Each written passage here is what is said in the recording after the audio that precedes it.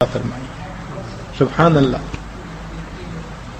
تو نبی علیہ الصلوۃ والسلام رمضان مبارک میں جبریل علیہ السلام کے ساتھ دور کیا کرتے تھے. صحابہ کرام میں سے سیدنا عثمان غنی رضی اللہ تعالیٰ عنہ روزانہ ایک قرآن مجید کی تلاوت فرماتے تھے، اور امام اعظم ابو حنیفہ رحمۃ اللہ علیہ وہ رمضان مبارک میں 63 مرتبہ قرآن پڑھتے تھے. ایک مرتبہ دن میں، ایک مرتبہ رات میں، 60 ہو گئے، اور 3 تراویح میں، تو 63 قرآن مجید. امام شافعی رحمۃ اللہ علیہ رمضان مبارک میں 70 قرآن مجید پڑھا کرتے تھے. امام احمد بن حنبل رحمۃ اللہ علیہ کا معمول ہر ہفتے قرآن مجید مکمل کرنے کا تھا. یوں سمجھیں کہ جیسے منزل ہیں نا، 7 منزلیں، تو ان کا پوری زندگی کا معمول تھا کہ روزانہ ایک منزل پڑھ کے 7ویں دن قرآن پاک مکمل کیا کرتے تھے.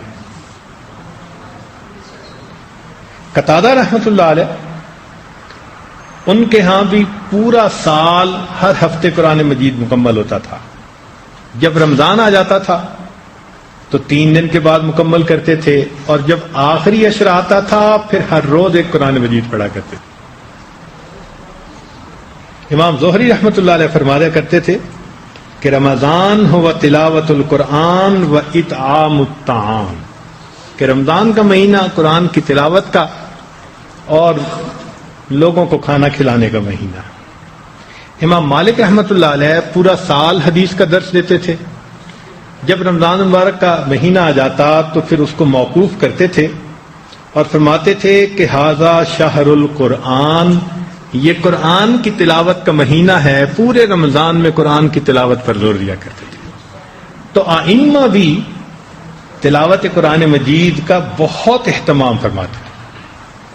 سیدہ عائشہ صدیقہ رضی اللہ تعالیٰ عنہ قرآن مجید کی حافظہ تھیں. وہ دن کے ابتدائی حصے میں قرآن مجید مکمل کر لیا کرتی تھی. ایک بزرگ تھے زبید رحمۃ اللہ علیہ، ان کے ہاں خانقاہ میں ہر آنے والا روزانہ ایک قرآن مجید کی تلاوت کیا کرتا تھا. معمول پورا سال یہی رہتا تھا ان کے ہاں. اللہ اکبر کبیرہ. شاید ہمیں یہ بات تھوڑا مشکل نظر آتی ہے کیونکہ ہم نے ایسے لوگوں کو نہیں دیکھا، یا دیکھا ہے تو کم دیکھا ہے، لیکن ایسے لوگ دنیا میں گزرے ہیں. اس عاجز کو اپنے بچپن میں 2 ایسے حضرات سے قرآن مجید پڑھنے کا اللہ نے موقع دیا جو عاشق قرآن تھے. ان میں سے ایک کا معمول پوری زندگی روزانہ ایک قرآن مجید پڑھنے کا تھا. پوری زندگی ہم انہیں دیکھتے تھے، ان کے ہونٹ ہل رہے ہوتے تھے. نارمل ہوتا تھا، مطلب ایسا نہیں کہ بھئی ہٹو بچو، خبردار، بات مت کرو، میں نے کرنا ہے، کچھ بھی نہیں ہوتا تھا. معمول کی زندگی.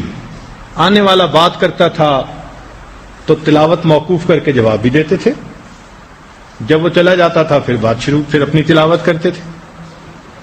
چنانچہ ایک دن ان کی بیٹی جس کی شادی ہوئی تھی، وہ شادی کے بعد پہلی مرتبہ گھر آئی تو دلہن کے کپڑوں میں تھی، اور عمر اس عاجز کی 5-6 سال یہی عمر ہوگی جس عمر میں پورے محلے کا ویزا بندے کے پاس ہوتا ہے، جس گھر میں جب چاہے داخل ہو جائے.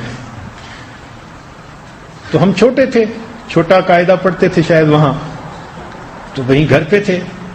تو بیٹی آئی، یہ ملے، پوچھا بیٹی کیسی ہو، خیریت سے ہو، طبیعت ٹھیک ہے، سب کچھ.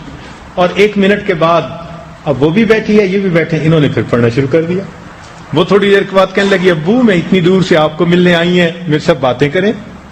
بیٹی آپ نے جو پوچھا وہ میں نے بتا دیا، جب میں نے پوچھا آپ نے بتا دیا. اب اگر میں خاموش بیٹھوں گا تو پھر اللہ کا قرآن ہی پڑھوں گا نا. اس طرح ایک قرآن مجید روزانہ وہ پڑھا کرتے تھے بلا ناغہ. 60s کا دور عجیب تھا جس میں ہم نے بچپن میں ان حضرات کے ساتھ وقت گزارا. وہ شاق بہت ہوتے تھے قرآن مجید کے.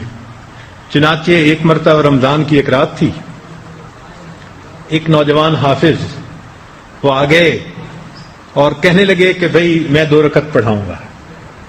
محلے والوں نے کہا پڑھاؤ. اللہ کی شان کہ انہوں نے 2 رکعت میں 15 پارے پڑھ دیے. 2 رکعت کے اندر 15 پارے. کوئی غلطی بھی نہیں نکلی اور ماشاءاللہ بڑی روانی سے پڑھے. تو پڑھنے کے بعد وہ کہنے لگا بھئی کوئی اور ہے پڑھنے والا؟ اتنا انہوں نے پوچھا مقتدیوں سے. مقصد ان کا ہوگا کوئی اور حافظ ہو تو پھر باقی تراویح وہ پڑھا دے. تو 2 رکعت پڑھانے کے بعد کہنے لگے بھئی کوئی اور ہے پڑھنے والا؟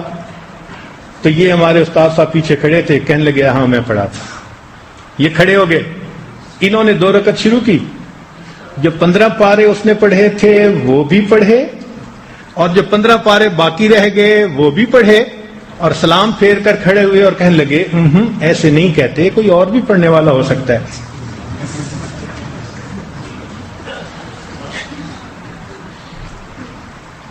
اس نوجوان کو کہا کہ ایسے نہیں کہتے, کوئی اور بھی پڑھنے والا ہو سکتا ہے. اللہ. حضرت شیخ الحدیث مولانا محمد زکریا رحمۃ اللہ علیہ فرماتے ہیں کہ میں اپنی دادی صاحبہ کو ملنے کے لیے گیا تو حافظہ تھیں, فرمانے لگیں ارے زکریا قرآن سنا دو. تو فرمانے لگے میں نے کہا وضو تو ہے. میں مصلی پہ کھڑا ہو گیا, وہ پیچھے 2 رکعت کی نیت باندھ کے کھڑی ہو گئی. فرماتے ہیں کہ میں نے پورا قرآن 2 رکعت میں پڑھا اور وہاں سے واپس آ گیا. ایسے معلوم ہوتا ہے کہ ان حضرات کے لیے ایک قرآن مجید کا پڑھنا بہت آسان کام تھا. یہ اللہ کی خصوصی رحمت ہوتی ہے کہ جب کسی بندے سے راضی ہوتے ہیں اس کو نئے نئے اعمال کی توفیقیں عطا فرما دیتے ہیں. تھوڑے وقت میں اس کے لیے زیادہ نیکی کرنی آسان, اور جب گناہوں کا بوجھ ہوتا ہے تو پھر ایک پارہ مکمل پڑھنا یا سننا پھر انسان کے لیے مشکل ہوتی ہے. آخر ایسا کیوں ہے؟ اس کی مثال یوں سمجھے کہ ایک آدمی اگر بیمار ہے, اس کو بخار ہے, آپ اس کو کہیں بھئی اٹھو ذرا چلو, وہ کہے گا جی مجھ سے نہیں چلا جاتا. بھئی یہ بوجھ سر پہ اٹھا لو, بھئی مجھ سے نہیں اٹھایا جاتا. ہم نے تو دیکھا کہ بیمار آدمی اتنا کمزور ہوتا ہے کہ کئی مرتبہ اس کو کھانا بھی مشکل نظر آتا ہے. کیوں ایسا ہوتا ہے؟ بیمار ہے. اور اگر وہی بندہ صحت مند ہے تو ماشاءاللہ کھانا بھی کھائے گا, کام بھی کرے گا, دوڑے بھاگے گا, سب کام اس کے لیے آسان. بالکل اسی طرح جب انسان گناہوں کے سبب روحانی طور پر بیمار ہوتا ہے تو اس کے لیے نیک کام کرنا مشکل ہوتا ہے. اور اس کی دلیل قرآن عظیم الشان میں سے اللہ تعالیٰ فرماتے ہیں وَإِنَّهَا لَكَبِيرَةٌ إِلَّا عَلَى الْخَاشِعِينَ. یہ نماز بھاری ہے سوائے ان کے جو خاشعین ہیں. معلوم ہوا کہ دل میں خشوع نہ ہو تو نماز بھاری, اور اسی طرح دل کے اندر اگر ظلمت ہو تو پھر اللہ کا قرآن پڑھنا انسان کے لیے بھاری ہو جاتا ہے. ایک صفحہ پڑھ کے تھک جائیں گے, 2 صفحے پڑھ کے تھک جائیں گے. اس کا تعلق انسان کی روحانیت کے ساتھ ہے. اور جب دل منور ہو تو پھر انسان ایسے ہوتا ہے جیسے گرمی کے موسم میں پیاسا آدمی, اس پیاسے آدمی کو آپ اگر شربت دیں تو وہ کیسے پیے گا؟ میرے خیال میں یہاں پر یہ مثال دینی چاہیے کہ روزے دار آدمی کو افطاری کے وقت چائے دیں تو کیا کرے گا؟ چونکہ بعض دوست چائے سے افطاری کر دے ہیں, سبحان اللہ.